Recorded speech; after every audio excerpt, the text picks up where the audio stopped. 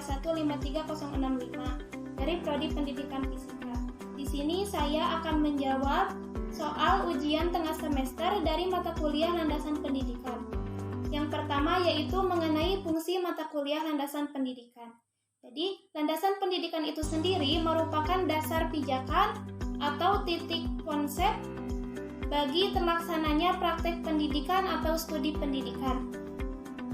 Jadi, landasan pendidikan ini merupakan salah satu mata kuliah yang sangat penting, terutama di Fakultas Keguruan dan juga Ilmu Pendidikan, di mana fungsi dari landasan pendidikan itu sendiri adalah sebagai konsep dasar atau titik pijakan bagi terlaksananya proses praktik pendidikan.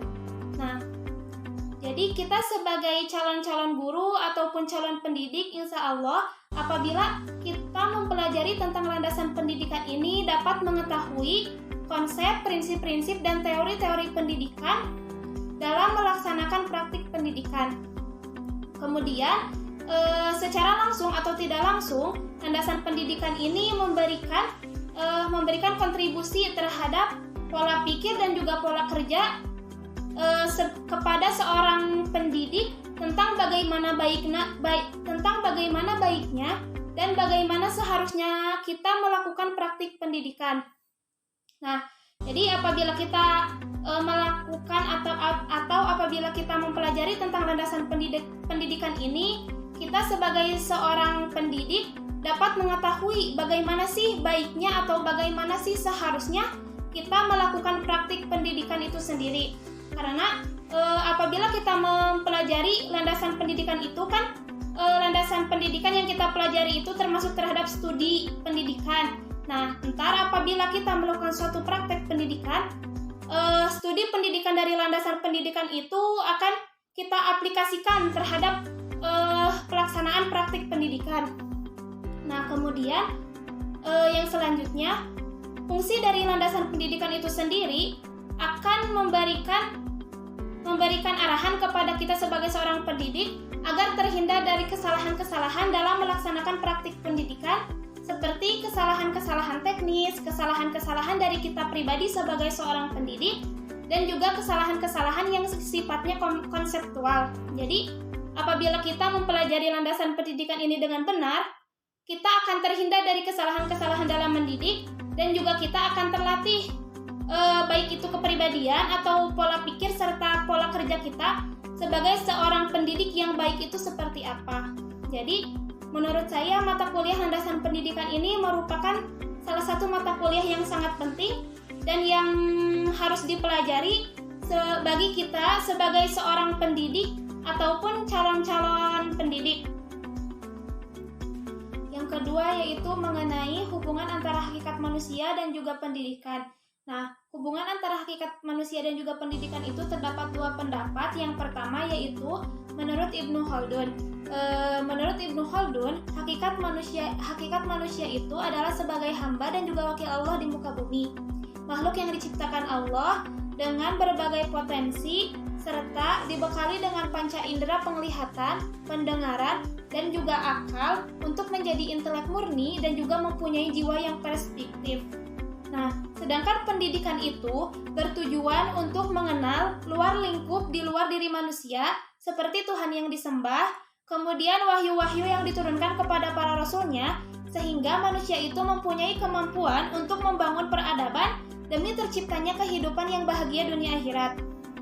Jadi, hubungan antara hakikat manusia dan juga pendidikan, yang pertama yaitu menurut Ibnu Khaldun, ketika manusia sudah Allah berikan potensi dan juga panca indera serta kemampuan, maka dalam pendidikan manusia itu mampu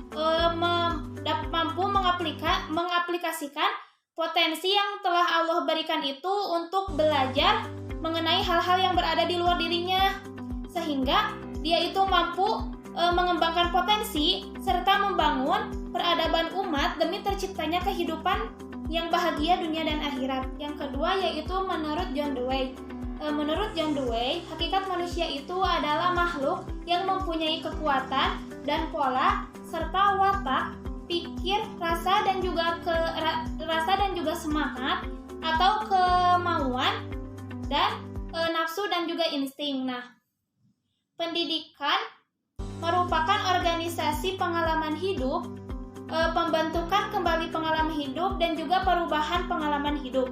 Jadi, menurut John Dewey, hakikat manusia dan juga pendidikan itu apabila manusia sudah mempunyai hakikat sebagai makhluk yang mempunyai kekuatan atau potensi, baik itu pikir, rasa semangat, ataupun kemauan, maka dalam sebuah pendidikan hal-hal tersebut atau potensi tersebut akan menjadi pengalaman hidup, perubahan kembali pengalaman hidup, dan juga pembentukan pengalaman hidup.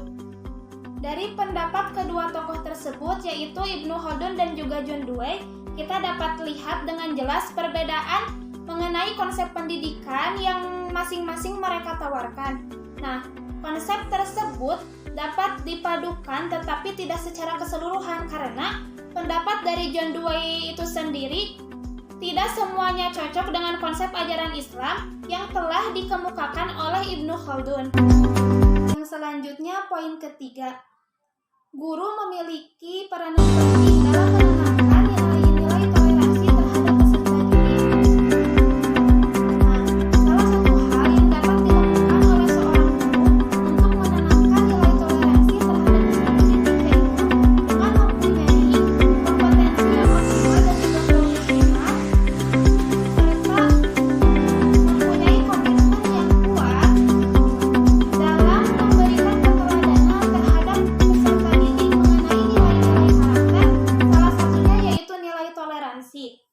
Selain itu, hal yang dapat dilakukan juga yaitu dengan melalui media pembelajaran yang menggunakan metode seperti memberikan keteladanan, pemberian arahan, pembiasaan, kegiatan mendongeng, kegiatan bermain, dan juga penggunaan media.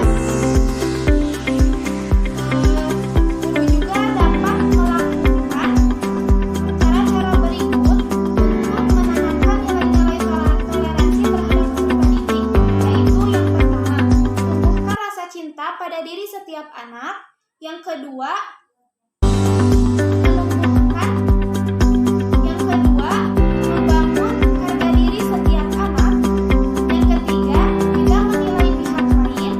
Yang keempat, menghargai setiap tradisi. Yang kelima, biarkan setiap anak terpapar keberagaman. Dan yang keenam, pilah dan pilihlah media pembelajaran. Nah, yang keempat yaitu mengenai cara mengetahui karakteristik seorang anak, yaitu yang pertama, lakukan pembelajaran dengan sentuhan hati, karena apabila kita melakukan pembelajaran dengan sentuhan hati, maka akan menimbulkan rasa ikhlas dan juga kesabaran, karena tidak semua peserta didik itu sama. Kita akan menghadapi berbagai keragaman peserta didik, baik itu latar belakang, karakteristik, dan juga keadaan psikologi atau keadaan jiwanya. Dengan memberikan pembelajaran sepenuh hati, maka peserta didik itu akan merasa nyaman dan juga terbuka terhadap pendidik itu sendiri, sehingga pendidik dapat mengetahui karakteristik dari peserta didiknya. Yang kedua yaitu guru harus lebih open-minded atau terbuka terhadap pendidik. Jadi janganlah menjadi seorang guru yang jutek ataupun tertutup dan juga tidak ramah terhadap murid, karena rasa keterbukaan seorang guru itu akan menarik perhatian seorang siswa atau menarik peserta didik untuk mau berkomunikasi secara leluasa dengan guru itu sendiri dan akan terbuka mengenai hal-hal yang ia rasakan atau permasalahan yang sedang ia alami, sehingga guru dapat mengetahui karakteristik psikologi anak itu sendiri. Yang ketiga yaitu dengan melakukan konsultasi secara langsung atau komunikasi secara langsung dengan orang tua dari peserta didik itu sendiri. Misalkan kita bisa bertanya mengenai kegiatan-kegiatan yang sering dilakukan oleh murid kita di rumah, karena terkadang sikap ataupun perilaku seorang murid itu antara di sekolah dan di rumah itu jauh berbeda. Sehingga apabila kita berkomunikasi dengan orang tuanya secara langsung, maka kita akan mengetahui keadaan psikologi anak itu sendiri, karakteristiknya seperti apa, apakah dia adalah seorang anak yang mempunyai mental yang temperamen atau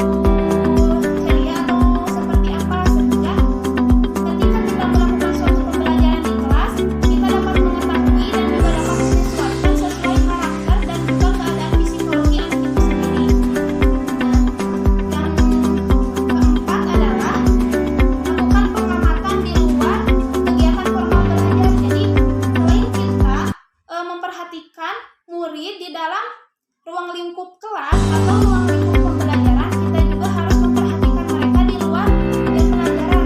Contohnya, ketika mereka sedang berinteraksi dengan teman-temannya, sedang berbicara dengan teman-temannya, kita bisa memperhatikan gerak-gerik ataupun cara berbicara mereka, sehingga kita dapat mengetahui karakteristik dan juga sikap psikologi atau keadaan jiwa dari peserta didik kita itu sendiri.